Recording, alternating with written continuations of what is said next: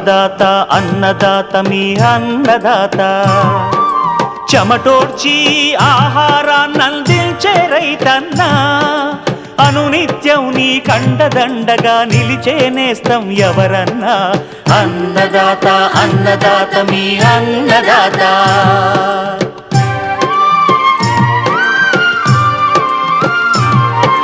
నూతన రీతుల సాగుబడికి నూరింతలు పెరిగే దిగుబడికి సూచనలిచ్చే సస్య రక్షణకు పశు పోషణకి శాస్త్ర విజ్ఞానం అందించి ముందుకు నడిపే తెలుగు రైతు భారతదేశానికి మకుటం అయ్యేలా తీర్చిదిద్దే ఆశయంతో మిమ్ము మేలు కొలిపేది అన్నదాత అన్నదాత అన్నదాత మీ అన్నదాత అన్నదాత అన్నదాత మీ అన్నదాత.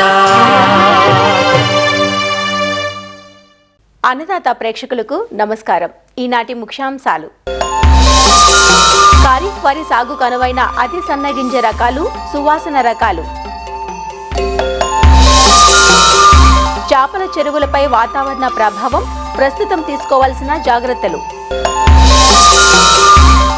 సహజ సేంద్రియ విధానాల్లో ఏటీఎం మోడల్ పంటల సాగు, కేవీకే అధికారుల ప్రోత్సాహంతో జహీరాబాద్ రైతు ముందడుగు.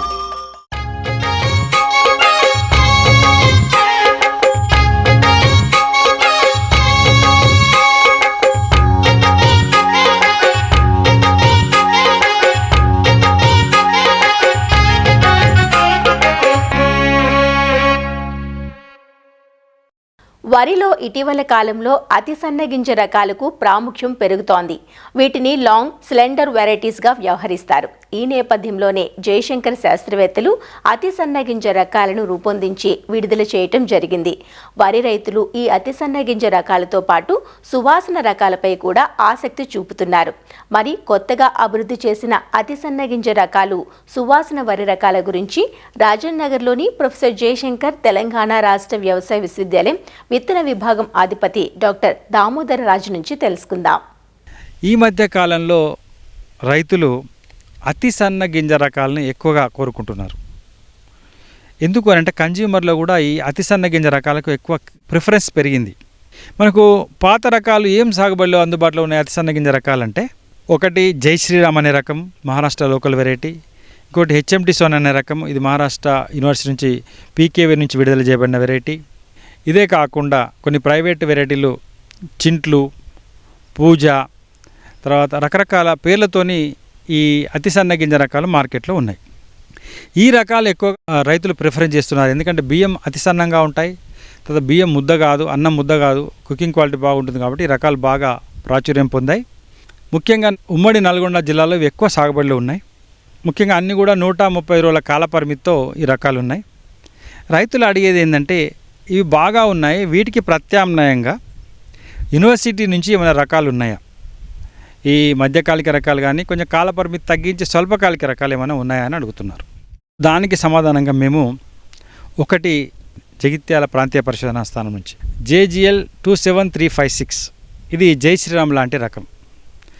RNR 15048 కూడా మీకు జై శ్రీరామ్లో మనము లాంటి రకంగా కింద తీసుకోవచ్చు. అతి సన్న గింజ రకం, షార్ట్ సిలిండర్. ఎవరైతే జై శ్రీరామ్ తర్వాత హెచ్ఎంటి సోనా, చింట్లు, పూజలు వేసే వాళ్ళు ఉన్నారో ఈ రకాన్ని ఎన్నుకోవచ్చు మీరు, JGL 27356. అదే కాకుండా రాజనగర్ వరి పరిశోధనా కేంద్రం నుంచి RNR 31479, ఇది కూడా మీకు అచ్చం జై శ్రీరామ్ లాగానే ఉంటుంది, అచ్చం మీకు హెచ్ఎంటి లాగానే ఉంటుంది. ఇంకా జై శ్రీరామ్ కంటే సన్నం ఉంటుంది. ఇది ఇప్పుడు అందుబాటులో ఉన్న అన్ని వరి రకాల కన్నా అతి సన్న గింజ రకం ఇది, RNR 31479. ఈ రకం కూడా మేము విత్తనము డిమాండ్ ఉండడం వల్ల ఎక్కువ మొత్తంలో ప్రొడక్షన్ చేసి అందుబాటులోకి తెచ్చాము. ఇంకొక రకం కూనారం వ్యవసాయ పరిశోధన కేంద్రం నుంచి ఒక అతి సన్న గింజ రకము అందుబాటులో ఉంది. చాలా రోజులైంది విడుదలై, కర్ణాటకలో ఇప్పటికే బాగా పాపులర్ అయింది. అదేవిధంగా మనకు నెల్లూరు ప్రాంతంలో కూడా బాగా ప్రాచుర్యం పొందింది. అది KNM 733 కూనారం రైస్ 1 అనే పేరుతోని అది విడుదల చేయబడింది. అతి సన్న గింజ రకం, షార్ట్ సిలిండర్ వెరైటీ. అతి సన్న గింజ రకం వేయదలిచిన రైతులందరూ కూడా JGL 27356 కానీ, RNR 31479 కానీ, RNR 15048 కానీ, KNM 733 ఈ 4 రకాల్లో ఏదో ఒక రకాన్ని మీరు ఎన్నుకొని వేసుకోవచ్చు. మీకు అందుబాటులో ఉన్న జైశ్రీరామ్ హెచ్ఎంటీ కన్నా ఇవన్నీ కూడా దిగుబడి ఎక్కువ, అదేవిధంగా ఏదో ఒక పురుగును కానీ తెగులు కానీ తట్టుకునే లక్షణాలు ఉన్నాయన్నమాట. ముఖ్యంగా బాస్మతి తర్వాత చిట్టి ముత్యాలు అనగానే మనకు సువాసన గింజ వరి రకాలపైన దృష్టి పోతుందన్నమాట. చాలామంది రైతులు కమర్షియల్గా కల్టివేషన్ చేయనప్పటికీ ఈ రకాలపైన బాగా మక్కువ చూపుతున్నారు. పొడవు సువాసన గింజ రకాలు బాస్మతి లాంటి ఒక రకం రూపొందించడం జరిగింది రాజనగర్ వరి పరిశోధన కేంద్రం నుంచి. అదేవిధంగా చిట్టి ముత్యాలు లాంటి ఒక రకం. ఇవి 2 కాకుండా బీపీటీ లాంటి 2 సువాసన గింజ రకాలు కూడా మేము రూపొందించడం జరిగింది. బాస్మతి లాంటి రకం విషయానికి వచ్చినట్లయితే RNR 15435 అనే రకాన్ని మేము బాస్మతి గింజ నాణ్యతతో సువాసన అతి పొడవు గింజ రకంగా మేము రూపొందించి ఇవ్వడం జరిగింది. మీకు ఎంత విత్తనమైనా మేము ఇవ్వడానికి సిద్ధంగా ఉన్నాము. అదేవిధంగా చిట్టు ముత్యాలు లాంటి సువాసన గింజ వరి రకం. చిట్టు ముత్యాలు అనేది లోకల్ వెరైటీ, ఎక్కువ ఎత్తు పెరిగి పడిపోతుంది, దిగుబడి తక్కువగా ఉంటుంది. దాన్ని ఇంప్రూవ్ చేసి ఒక కొత్త రకాన్ని రూపొందించడం జరిగింది. అదే RNR 15459. ఇది చిట్టు ముత్యాల కన్నా ఇంకా సన్నంగా ఉంటుంది, సెంటు కూడా బాగా ఉంటుంది. ఈ రకం కూడా మా దగ్గర అందుబాటులో ఉంది. విత్తనం కావాల్సిన రైతులు కొద్ది మొత్తంలో పొందవచ్చు. సాంబా మసూరి ఎక్కువ ఏరియాలో సాగుబడిలో ఉంది కాబట్టి సాంబా మసూరికి ప్రత్యామ్నాయంగా సువాసన వచ్చే విధంగా 2 రకాలు రూపొందించాం. ఒకటి సుగంధ సాంబా RNR 2465 అనే పేరుతో విడుదల చేయడం జరిగింది. సేమ్ 135 రోజుల కాల పరిమితితో సాంబా మసూరి గింజను పోలి ఉంటుంది, మంచి సువాసన కలిగి ఉంటుంది. ఇంకొక రకము శోభిని RNR 2354 అనే నెంబర్తో విడుదల చేయడం జరిగింది. ఇది 135 రోజుల కాల పరిమితితో మంచి అన్నం నాణ్యతతో సాంబా మసూరినే పోలి ఉంటుందంట. గింజ నాణ్యత సాంబా మసూరి లాగా ఉంటుంది. ఈ రకాన్ని కూడా రైతులు సాగు చేసుకోవచ్చు సాంబా మసూరికి ప్రత్యామ్నాయంగా. అయితే రైతులు ఈ సువాసన వరి రకాల గురించి గమనించవలసిన ముఖ్యమైన విషయం ఏంటంటే, పొడవు గింజ సువాసన రకాలకు ఎక్కువ కమర్షియల్గా మార్కెట్లో అమ్ముకునే అవకాశం లేదు. దాన్ని ప్రత్యేక రకాలుగానే అమ్ముకోవచ్చు. తర్వాత అవి పట్టడానికి మిల్లులు మన మిల్లులలో దాన్ని పట్టలేము, నూకలైతాయి. 15459 అనే రకం కూడా ప్రత్యేకమైన రకం కాబట్టి కమర్షియల్గా అది మార్కెట్లో అమ్మలేం, దాన్ని కూడా ప్రత్యేక రకంగానే అమ్మాల్సి ఉంటుంది. తర్వాత సాంబా మసూరి లాంటి రకాలైన సుగంధ సాంబ కానీ శోభిని కానీ ఈ రకాలు కూడా మీకు సెంట్ ఉంటుంది కాబట్టి మామూలుగా జనరల్ మార్కెట్లో అమ్మలేము వాటిని. కాబట్టి వాటిని ప్రత్యేక రకాలుగానే మీరు ప్రమోట్ చేసినట్లయితేనే అమ్మగలం. కాబట్టి ఇవి ఎక్కువ ఏరియాలో సాగు చేయకుండా మొదలు కొద్ది మొత్తంలో సాగు చేసి బియ్యం ఆడిచ్చి అమ్ముకున్నట్లయితేనే రైతులు అమ్మగలిగే అవకాశం ఉంటుంది. కాబట్టి ఈ యొక్క విషయాన్ని రైతులు గమనించాలి.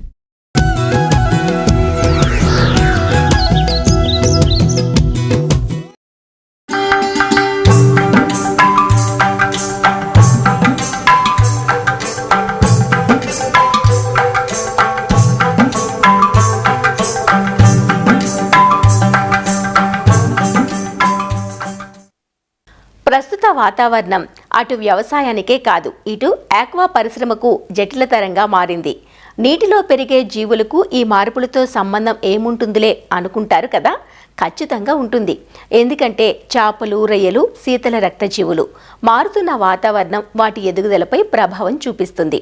కొద్దిసేపు ఎండ, మరికొద్దిసేపు వాన, ఇలా హఠాత్తుగా మారుతున్న వాతావరణంలో చేపల చెరువుల్లోని నీటి గుణగణాలు మారుతుంటాయి. దీంతో చేపలు ఒత్తిడికి గురయ్యే ఆస్కారం ఉంటుంది. ఫలితంగా చేపలు వ్యాధులకు లోనవుతాయి. అందువల్ల మారుతున్న వాతావరణంలో చేపల చెరువుల్లో కొద్దిపాటి జాగ్రత్త చర్యలు తీసుకోవాలంటూ వివరాలు తెలియజేస్తున్నారు పశ్చిమ గోదావరి జిల్లా ఉండి కృషి విజ్ఞాన కేంద్రం శాస్త్రవేత్త డాక్టర్ ఏ శ్రీనివాస్. చేపల చెరువులు ఎక్కువగా ఈ వాతావరణాన్ని బట్టి మనం ఇప్పుడు జరుగుతున్నది కానీ చూసినట్లయితే ముఖ్యంగా మనకేంటంటే ఎండ ఎక్కువగా ఉండడం, ఉష్ణోగ్రతలు ఎక్కువగా ఉన్నాయి. ఆ తర్వాత మనకి ఒకేసారి మన వర్షాలు కూడా పడుతున్నాయి. ఈ విధంగా గుబులు వాతావరణం అనేది మనకి ముఖ్యంగా చూస్తున్నాం. ఈ వాతావరణ సమస్య ఉన్నప్పుడు మనకి ఎక్కువగా ఈ చేపల చెరువుల్లో ఏమవుతుందంటే మనకి ముఖ్యంగా ఈ ఆక్సిజన్ లెవెల్స్ అనేవి తగ్గిపోతున్నాయి. మనం దీన్ని డిఓ డిప్లిషన్ అంటాము. అమ్మోనియా లెవెల్స్ ఒకటి పెరుగుతున్నాయి. పీహెచ్ అనేది కూడా మనకి అధికంగా ఉంది. అది మరలా కొద్దిగా తగ్గడం కూడా జరుగుతుంది. ఎక్కువగా అధిక పీహెచ్లు కూడా చూస్తున్నాం. వీటితో పాటు మేము చూసింది ఏంటంటే ఎక్కువగా చేపలు కూడా చనిపోవడం జరుగుతుంది. వ్యాధులు కానీ చూసినట్లయితే మనకి ఈ బ్యాక్టీరియా, ఈ రెడ్ డిసీజ్ ఎక్కువగా ఉంటుంది, ఎర్ర తెగులు అంటాము. అదేవిధంగా మనకేంటంటే శంకుజలగ, పేను ఇవైతే సాధారణంగా ఎప్పుడు కనిపిస్తున్నాయి. అయితే మనకి ఈ వాతావరణ పరిస్థితులు ఏమవుతుందంటే ఈ ఆక్సిజన్ తగ్గడం, అమ్మోనియా పెరగడం, దీనివల్ల ఈ డిసీజ్తో ఉన్న చేపలు ఉన్నాయో అవి ఎక్కువగా చనిపోవడం జరుగుతుంది. ఒకేసారి కానీ మనం చేపలు ఎక్కువ సంఖ్యలో మన చెరువులు చనిపోతున్నాయంటే మన నీటి నాణ్యత లోపం. ఈ సమయంలో మనం చేయాల్సింది ఏంటంటే మనకు ఎక్కువగా మనం ఈ ఆక్సిజన్ అనేది తప్పనిసరిగా మనం గుర్తుంచుకోవాలి. ఇది మనం ఏంటంటే 5 ppm కంటే ఎక్కువ ఉండాలి ఉదయాన్నే. అందుకేంటంటే ఈ చేపల చెరువుల్లో రాత్రి అర్ధదాటి దాటి నుంచి ఉదయం వరకు కూడా మనం రీసర్క్యులేట్ చేసిన పంపుతోటే రీసర్క్యులేట్ చేయడం, మనకు ఒకవేళ ఏరేటర్లు అందుబాటులో ఉంటే ఏరేటర్లు అమర్చుకొని మనం ఆక్సిజన్ శాతాన్ని పెంచుకోవడం అనేది ముఖ్యంగా చేయాల్సిన పని. దాంతోపాటు అంటే మనకి అమ్మోనియాని గమనించి ఎప్పుడైతే ఈ అమ్మోనియా అయితే ఉందో 0.5 కంటే తక్కువ ఉండాలి, అంతకంటే ఎక్కువ ఉందని చూసినట్లంటే అటువంటి చెరువుల్లో మనం ఈ వాతావరణం ఎప్పుడైతే వర్షం పడుతుందో ఇటువంటి టైంలో మనం సాయంత్రం పూట జియలైట్ ఎకరానికి ఇంచుమించు 10 kg చొప్పున చల్లుకోవాలి. దాంతోపాటుగా మనకంటే యుక్కా సంబంధించిన పౌడర్ దొరుకుతుంది, దాన్ని ఎకరానికి 100 గ్రాములు కలుపుకొని సాయంత్రంగా జల్లినట్లయితే చాలా వరకు మనకి అమ్మోనియాని తగ్గించవచ్చు. దాని తర్వాత ఏంటంటే మనం తొందరపడి ఏ రసాయనాలు చల్లొద్దు. మనం ఎప్పుడైతే చేపలు చనిపోతున్నాయో వాటికి ఏంటంటే మనం ఈ శానిటైజర్స్ ఎక్కువ చల్లుతుంటాం, ఆ విధంగా ఏది కూడా చల్లవచ్చు. మనకి ఎప్పుడైతే మన జిగురు ఎక్కువ ఉంది లేకపోతే మనకి ఏదైనా అనుమానం వచ్చినప్పుడు అగ్రికల్చర్ లైమ్ ఇంచుమించు 30 kg ఎకరానికి ఉదయం పూట చల్లుకోవాలి. వర్షం పడినప్పుడు కంపల్సరీగా మనం 30 kg ఎకరానికి మనం చల్లుకోవాలి. తర్వాత మనం ఎప్పుడైతే మనకి ఈ శంకుజలకు కానీ లేదా మనకు పేను ఇటువంటి ఉన్నాయని తెలుస్తున్నప్పుడు శంకుజలగా ఈ అలాగ తిత్తులు తగ్గడానికి మనకు సాధారణ ఉప్పు ఎకరానికి ఇంచుమించు 30 kg చొప్పున చల్లుకోవడం.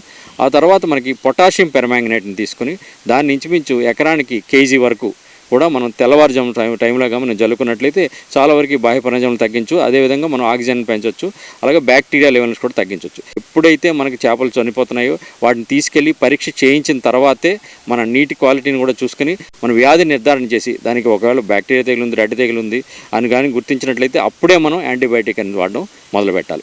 రెడ్ డిసీజ్కు మామూలుగా అయితే మనం ఆక్సిటెట్రాసైక్లిన్ సరిపోతుంది, అది లేదంటే మనకి ఎండ్రోఫ్లాక్సిన్ దేన్నో ఒక నాన్న తీసుకొని మనం ఇంచుమించు మనం చేపల యొక్క బరువుని మనం చూసుకొని దాన్ని బట్టి మనం మేతలో పూర్తిగా 5 రోజులు ఇవ్వాలి.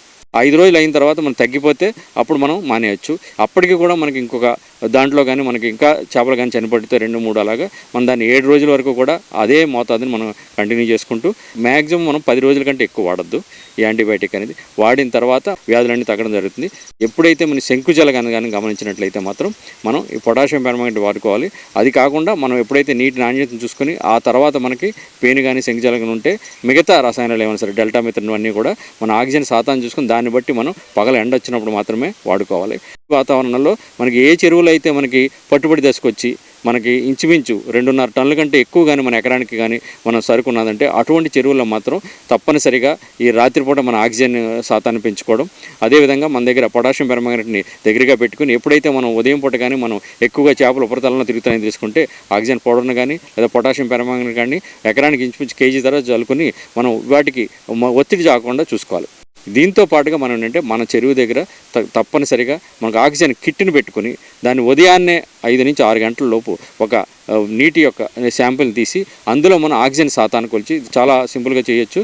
దాన్ని మనం 5 ppm ఉండేట్లు కానీ మనం చూసినట్లయితే ఆ చెరువునంతా కూడా మనం మిగతా అవి డిసీజ్ అవి కూడా రాకుండా మనం మేనేజ్ చేయొచ్చు. ఎప్పుడైతే మనం ఉదయం చూసినప్పుడు 5 ppm కూడా తగ్గిందో ఆ రోజు వాతావరణం కానీ మేఘావృతం ఉదయం వర్షం కానీ పడినట్లయితే ఆ రోజు రాత్రి నుంచి కూడా మనం ముందుగానే మనం ఆక్సిజన్ పెంపొందించడానికి ఏరేటర్లను వాడడం లేదంటే మనకి పంపు సర్క్యులేషన్ పెట్టుకోవడం చేసుకోవాలి.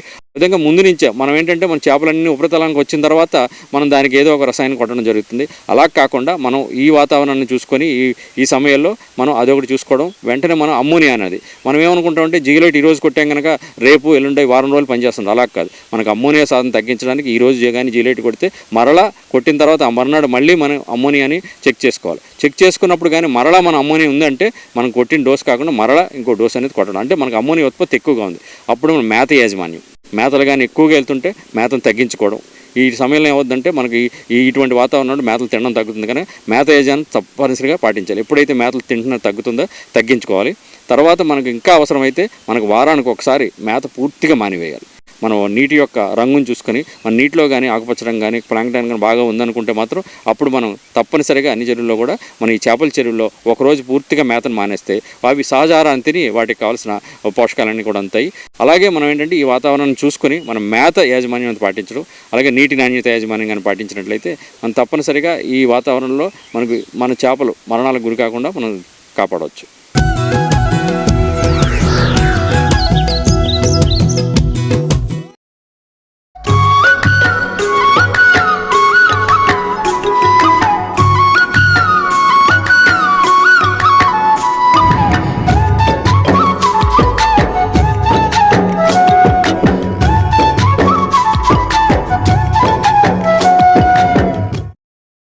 చదువుకుంటే చిన్నదో పెద్దదో ఏదో ఒక ఉద్యోగం చేయాలనుకుంటుంది యువత.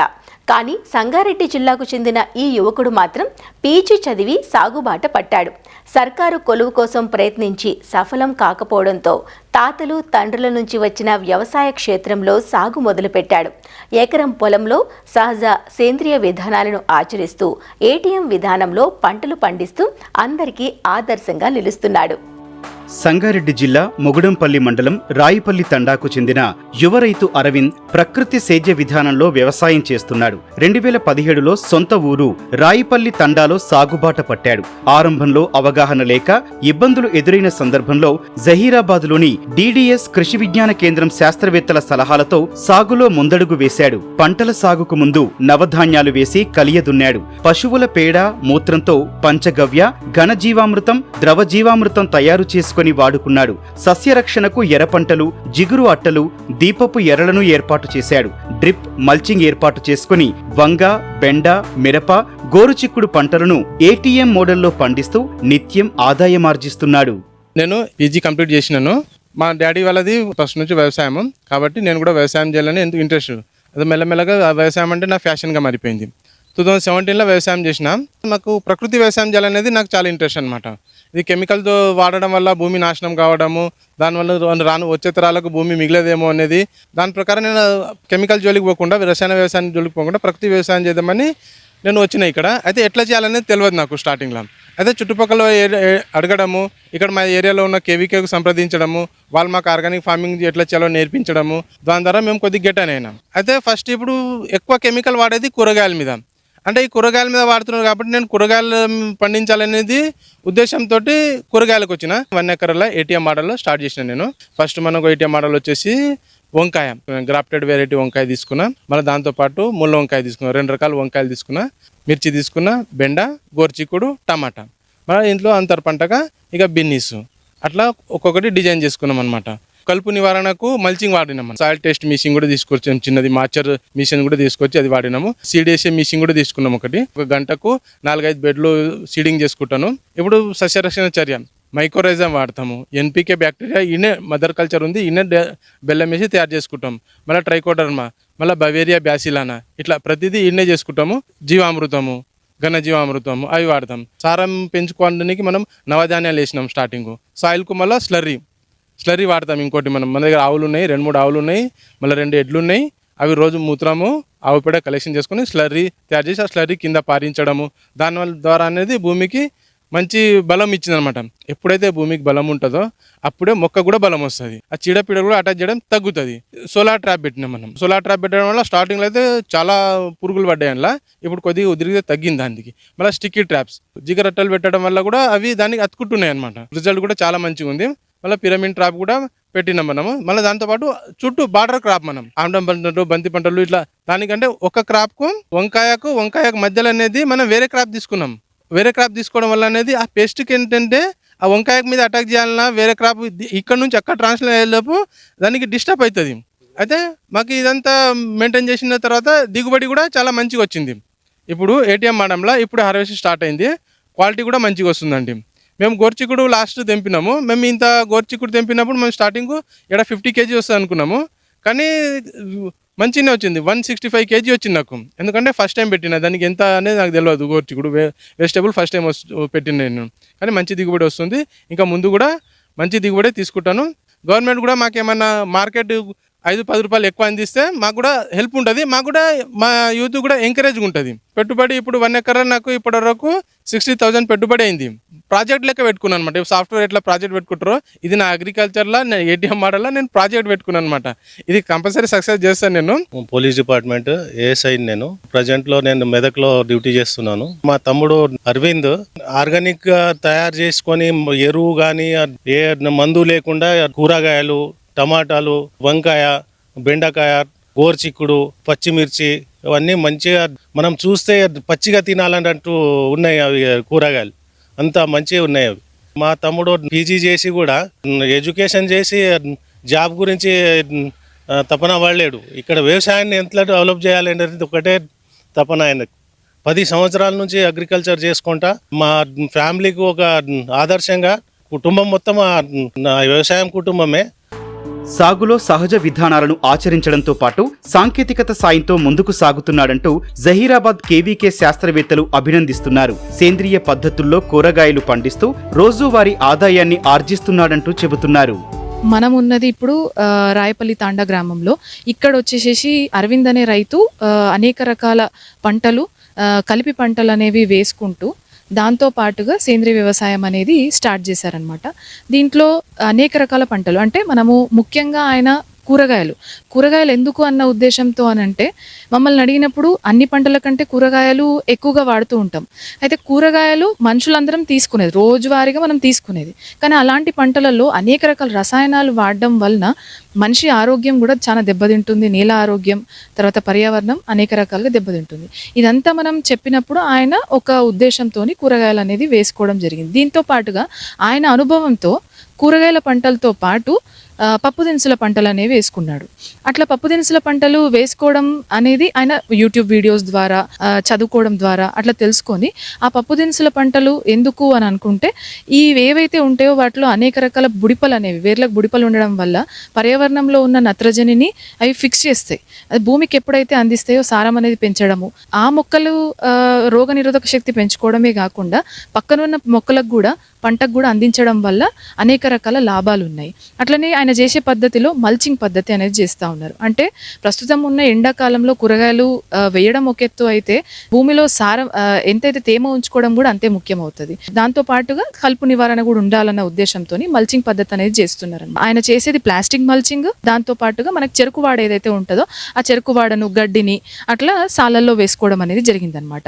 అయితే ఈ కలిపి పంటలతో పాటు ఆయన అనుభవంతో ఆయన ఏం చేశారంటే ఇప్పుడు ఏదైతే మనకి ఆముదం పంట, జొన్న పంట ఏవైతే ఉన్నాయో అవి కంచె పంటగా వేసుకున్నారనమాట. ఎందుకు అని అంటే పురుగులు ఏవైతే వస్తాయో మెయిన్ పంటను ఆశించే దానికంటే ఈ కంచె పంట మీద ఫస్ట్ ఆశిస్తూ ఉంటాయి అన్నమాట. అట్లా మనకి ముఖ్యమైన పంట మీద ఆశించకుండా దానిపైన ఎలాంటి దిగుబడి ప్రభావం పైన చూపించకుండా ఈ కంచె పంట మీద మనము నెక్స్ట్ చర్యలు అనేది తీసుకుంటూ ఉంటాం. అదేవిధంగా ఈయన చేసే పద్ధతులలో పంట వేయంగానే వేసిన తర్వాత 30 రోజులకు 40 రోజులకు జిగురాకు అట్టలు, అట్లనే లింగాకర్షక బుట్టలు, దీపపు ఎరలు అనేది పెట్టుకోవడము, దాని ద్వారా కొన్ని రకాల పురుగులను అరికట్టుకోవడము, దాంతో పాటుగా భూమి సారం పెంచేటందుకు ఆయనే 2017లో స్టార్ట్ చేసినప్పుడు ఆయన భూమి యొక్క ఆర్గానిక్ కార్బన్ దాని యొక్క విలువ అనేది తెలుసుకున్నారు. ఆయన ఫస్ట్ సాయిల్ టెస్ట్ చేసినప్పుడు 0.4 ఉండేది. ఇప్పుడు అంటే 4 సంవత్సరాల తర్వాత అది 0.8కి వచ్చింది.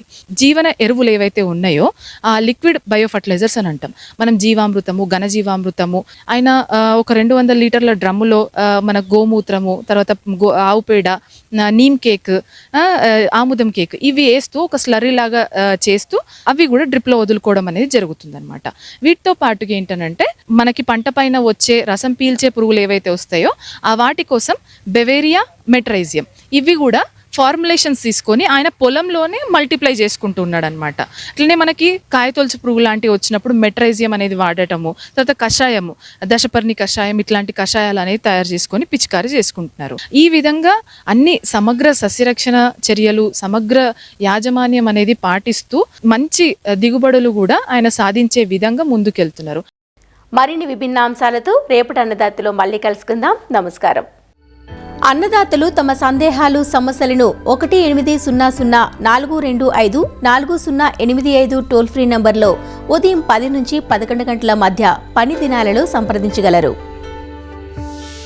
ఈ కార్యక్రమాన్ని యూట్యూబ్లో www.youtube.com/అన్నదాత ఈటీవీ లింక్ ద్వారా వీక్షించవచ్చు.